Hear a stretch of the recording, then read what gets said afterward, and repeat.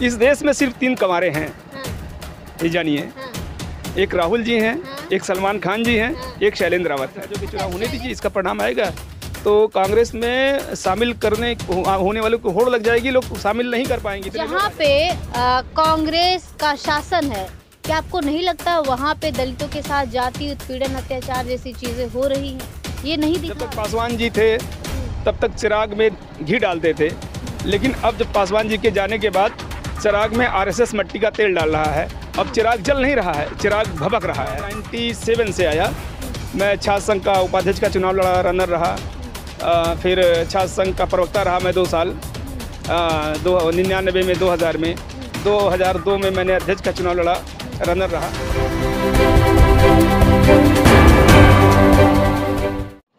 जी हाँ, मैं समता की सपोर्टर हूँ, मैं रोशनी रिपोर्टर। नमस्कार, मैं हूँ आपके साथ रोशनी और आप देखना शुरू कर चुके हैं रोशनी की रिपोर्टिंग गांव से शहर तक।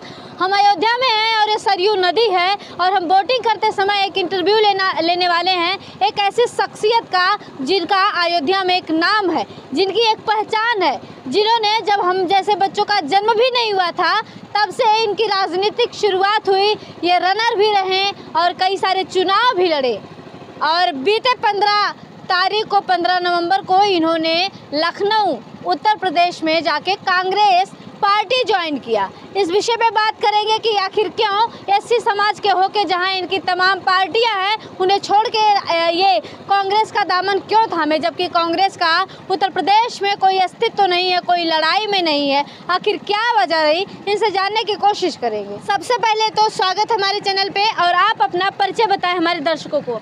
जी नमस्कार रोशनी जी। जी अपना परिचय बताएं। जी मैं शैलेंद्र रावत, जी मैं प्रदेश उपाध्यक्ष रहा लोक जनशक्ति पार्टी उत्तर प्रदेश का। जी राजनीतिक शुरुआत कब हुई आपकी, ये बताइए।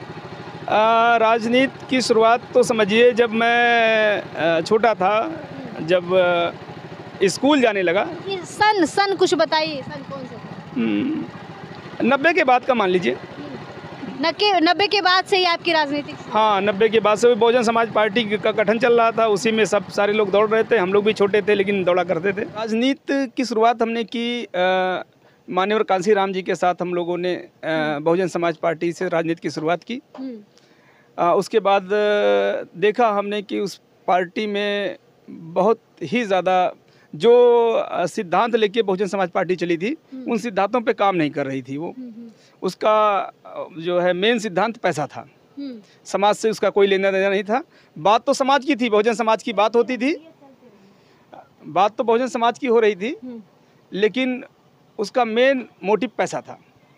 तो वहाँ से फिर हमने उसको छोड़ा और उसके बाद हम जो है रामविलास पासवान जी के साथ आए, रामविलास पासवान जी के साथ काम किया। कब आपने रामविलास पासवान जी के साथ कब ज्वाइन किया? रामविलास पासवान जी के साथ मैं 2003 में मैं पासवान जी के साथ आया और लोक जनशक्ति पार्टी का जिला अध्यक्ष बना।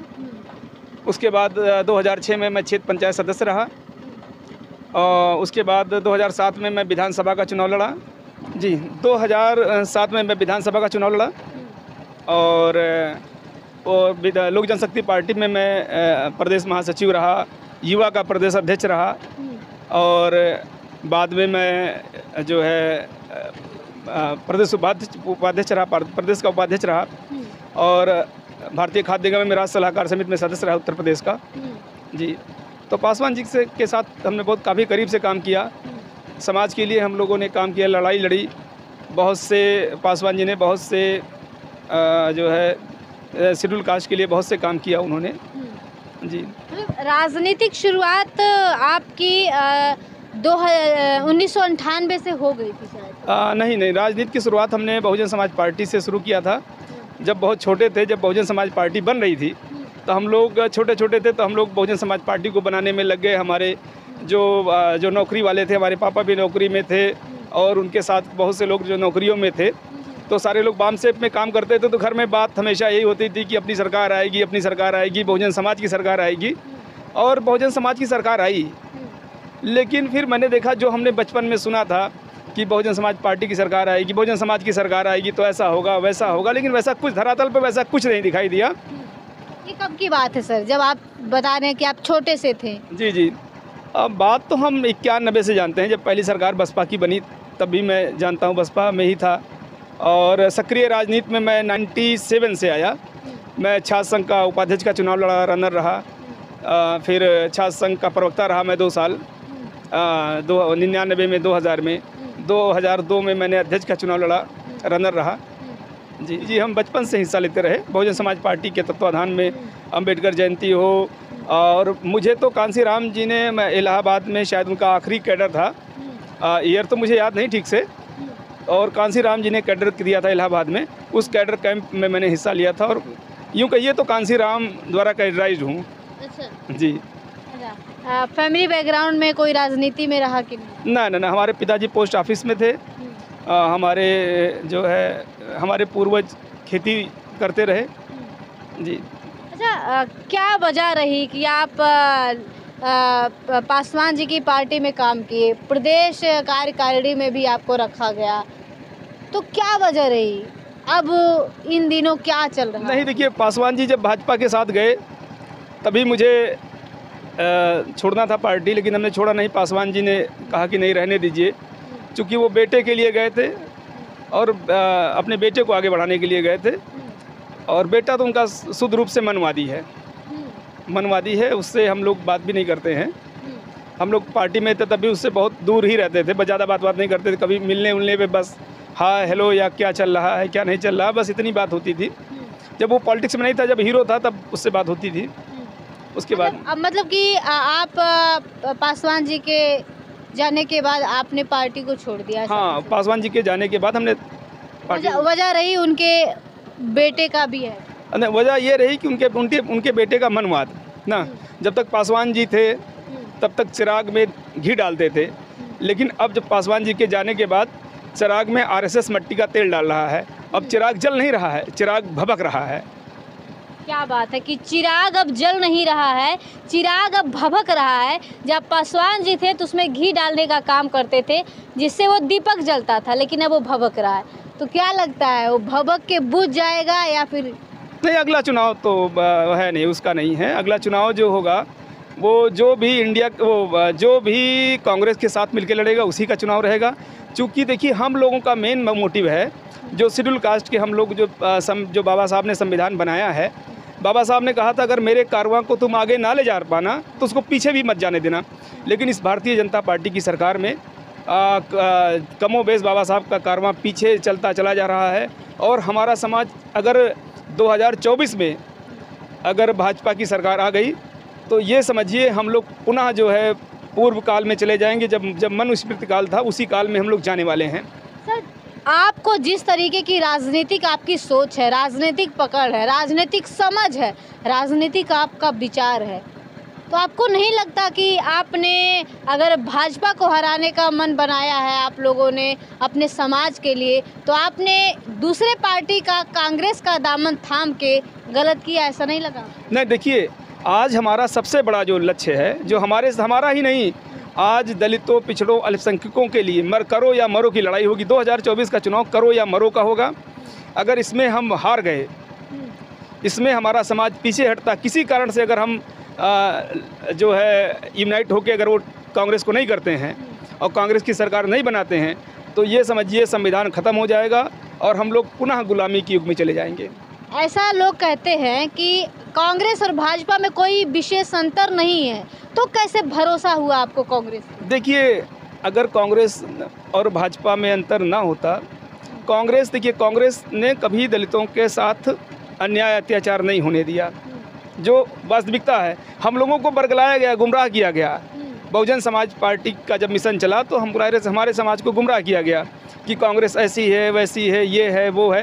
लेकिन ऐसा कमोबेश ऐसा कुछ अब जब से 10 साल से 7 साल से कांग्रेस की सरकार जब से नहीं है, ये समझिए कि अब लोगों को लग रहा है कि हाँ, वास्तव में कांग्रेस ही मेन था ना, कांग्रेस ही मेन पार्टी थी, कांग्रेस ही देश को सही दिशा में ले जा रही थी। और कम से कम हमारे लोगों का वहाँ अहित नहीं था। उन्होंने पूरी तरह से, भाई देखिए, अब कोई भी कार्य होने में धीरे धीरे जो है, और देखिए ये भाजपा सबसे बड़ी काम क्या कर रही है, सबसे गलत काम, उसने सबसे बड़ा काम किया कि शिक्षा को महंगा कर दिया। उसने स्कूल बनवाने बंद कर दिए ना, टीचरों की भर्ती बंद कर दी ना, पढ़ाई का जो मेन पोजीशन है कि पढ़ाई ना हो। जब आप पढ़ाई करोगे तो आप सवाल पूछोगे, जब आप पढ़ोगे नहीं तो सवाल कौन पूछने वाला है।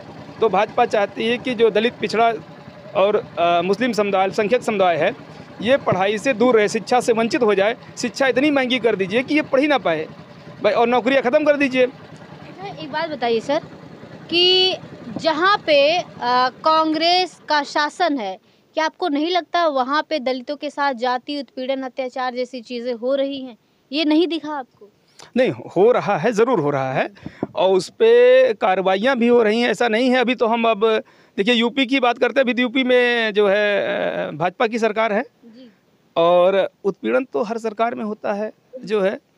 और जातीय उत्पीड़न भी हो रहे हैं। हाँ, आप देख लीजिए, राजस्थान में देख लीजिए। हाँ, राजस्थान में मैंने 2-3 न्यूज़ें पहले पढ़ी ना, ये चिंताजनक है। और अब तो हम कांग्रेस में गए हैं, अभी बात करेंगे, जो अपने लोग ऊपर के लोग हैं उनसे बैठ के बात करेंगे, भाई ये कैसे हो रहा है। तो ऐसा रहेगा तो हम अपने लोगों को कैसे जोड़ेंगे ना, इन सब चीज़ों पे विचार होगा, बात होगी। अभी तो मैं नया गया हूँ, वहाँ के परिवार के बारे में ज़्यादा कुछ मैं जानता भी नहीं जी। मतलब प्रभावित क्यों हुई, फिर से बताइएगा एक बार। देखिए, मेन चीज़ था राहुल जी जो निकले सड़क पे। अभी तक कोई, चाहे दलित नेता, पिछड़ा नेता, चाहे जो है कोई भी नेता हो, चाहे किसी दल का नेता हो, किसी ने देखिए सड़क पे उतर के काम नहीं किया। ग्रास रूट पे राहुल जी पैदल चल पड़े ना, राहुल जी पैदल चल पड़े, और उनकी जो भारत जोड़ो यात्रा रही, उसी का नतीजा है कि आज कांग्रेस फिर पुनः जीवित हुई है। ये मानिए, जीवित ही नहीं, अभी देखिएगा जो है 24 आते आते चुनाव के पहले तक कितने लोग कांग्रेस में शामिल होंगे जी। ये 3-5 राज्यों के चुनाव होने दीजिए, इसका परिणाम आएगा तो कांग्रेस में शामिल करने होने वालों को होड़ लग जाएगी, लोग शामिल नहीं कर पाएंगे, इतने लोग आ जाएंगे। अच्छा, चुनाव को मद्देनजर रखते हुए ही आपने पहले ही ज्वाइन कर लिया क्या? नहीं, ऐसा कुछ नहीं। हम तो काफ़ी दिनों से हमारी बात चल रही थी, कांग्रेस के शीर्ष नेतृत्व से हमारी बातचीत चल रही है, प्रदेश के शीर्ष नेतृत्व से। और जो है बस ये हो रहा था कि आजकल लगा हुआ था, तो ज्वाइन करने में मैंने देर किया है, ये सही है। लेकिन जो है एक कड़वा सवाल जो है, उत्तर प्रदेश की बात करें तो उत्तर प्रदेश में कांग्रेस का कोई अस्तित्व नहीं है, कहीं लड़ाई में नहीं है, फिर भी आप उत्तर प्रदेश में कांग्रेस को ज्वाइन करना ज़रूरी समझे, बाकी पार्टियों को क्यों नहीं? नहीं, अभी आपको दिख रहा है। देखिए धीरे धीरे अब हम लोग मेहनत करेंगे, और भी लोग हैं, मेहनत कर रहे हैं, लोग लगे हुए हैं, राहुल जी भी लगे हुए हैं, प्रियंका दीदी भी लगी हुई हैं, और हमारा प्रदेश जो है नेतृत्व भी लगा हुआ हो, चाहे वो हमारे प्रदेश अजय राय जी हों, चाहे प्रदेश महासचिव दिनेश सिंह जी हैं, और भी पार्टी के जो है पदाधिकारी हैं, सब लगे हुए हैं, और ग्रास रूट पे काम हो रहा है। अब जो काम हो रहा है ग्रास रूट पे, और जनता के मन में अब सिर्फ कांग्रेस दिखाई दे रही है। आप आम नागरिक से भले वो ओपन खुल नहीं रहा है वो, लेकिन जनता के मन में कहीं ना कहीं कांग्रेस बैठ चुकी है। तो कहते पप्पू क्या राजनीति करेगा? ये सवाल तो पप्पू लोग ही पूछ रहे हैं, ये सवाल तो पप्पू लोग ही पूछ रहे हैं ना। राहुल जी से बुद्धिमान कौन है ये बताएं, उनसे ज़्यादा पढ़े लिखे तो हम भी नहीं हैं ना। तो हम तो नहीं समझते कि जो है केंद्र की राजनीति में जो लोग भी हैं, जो भी नेता हैं, उसमें शायद ही कुछ लोग राहुल जी के बराबर पढ़े लिखे होंगे, शायद ही। अच्छा, चलिए 2024 में क्या प्रदर्शन रहेगा? 2024 में हम लोग 350 सीटें पाएंगे। जो कांग्रेस गठबंधन होगा 350 सीटें पाएगा, ये श्योर है। इंडिया में कांग्रेस को क्या, किस भूमिका में रहेगी, किस स्थान पे रहेगी, क्या इसका प्रेजेंटेशन क्या रहेगा? नहीं, ये तो मैं नहीं जानता। देखिए ये तो भाई हमारा केंद्रीय नेतृत्व जाने, अभी तक हम वहाँ तक पहुँचे नहीं हैं, तो इस बारे में हम नहीं कह सकते हैं। क्या 2024 में चुनाव लड़ने वाले हैं? नहीं, ऐसा तो हमने अभी कोई प्लानिंग नहीं की है, लेकिन पार्टी जो निर्णय लेगी वो किया जाएगा। जिन्हें कहा जातीय जनगणना होनी चाहिए, और सत्ता में आएंगे जातीय जनगणना होगी, फिर और बहुत सी चीज़ें खुलेंगी। बिहार में जातीय जनगणना हुई, कितनी चीज़ें खुली, वहाँ पे आरक्षण प्रतिशत भी नीतीश जी ने बढ़ाया ना, बड़ा कदम उठाया उन्होंने, कम किया, अभी ज़्यादा करना चाहिए उनको, उन्होंने कम बढ़ाया है, उनको पूरा बढ़ाना चाहिए था। जितना परसेंटेज था, मान लीजिए दलित पिछड़ा मिला के अगर 85% थे तो 85% आरक्षण करना चाहिए था, वो गलत किया उन्होंने, कम किया है। जो किया अच्छा किया, लेकिन कम है। चलिए आपसे एक और सवाल, आप अयोध्या से हैं जी। अयोध्या में क्या माहौल है, किसका पल्ला भारी है, किससे प्रभावित है राजनीतिक रूप से, और धर्म की बात करें तो क्या है? यहाँ पे तो लोग दुखित हैं। देखिए मंदिर तो जो है पेट भरेगा नहीं ना, मंदिर एक आस्था हो सकता है, मंदिर तो आय का जरिया औरों के लिए हो सकता है, हमारे लिए तो शिक्षा ही हमारा मंदिर है, हमारे समाज के लिए शिक्षा ही हमारा मंदिर है। तो हमें तो शिक्षा ज़रूरी है, संविधान ज़रूरी है और जो है रोज़गार ज़रूरी है।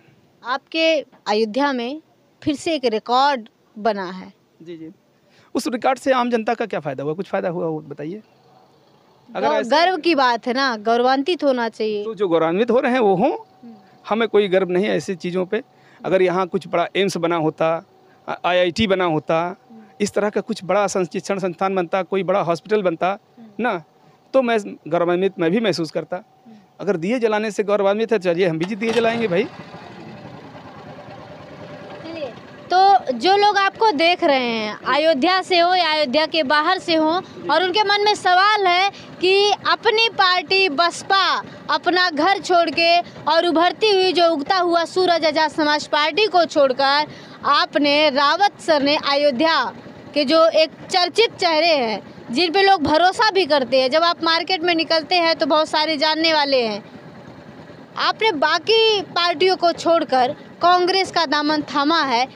क्या कहेंगे लोगों? देखिए, बहुजन समाज पार्टी 2024 के चुनाव में वटकटवा की भूमिका निभाएगी। वो भारतीय जनता पार्टी के साथ है कमोबेश पीछे से, और यही हाल आज़ाद समाज पार्टी का भी है ना। बहुजन समाज पार्टी 2024 के चुनाव में वटकटवा की भूमिका निभाएगी। वो भारतीय जनता पार्टी के साथ है कमोबेश पीछे से, और यही हाल आज़ाद समाज पार्टी का भी है ना।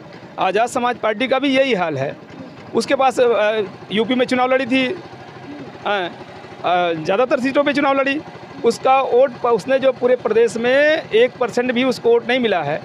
0.15% वोट मिला शायद ना, पॉइंट में वोट मिला है, पॉइंट में। अच्छा, आखिरी सवाल आपसे सर यही है कि राजनीतिक शुरुआत इतने पहले हुई और राजनीतिक अंत कब तक होगा?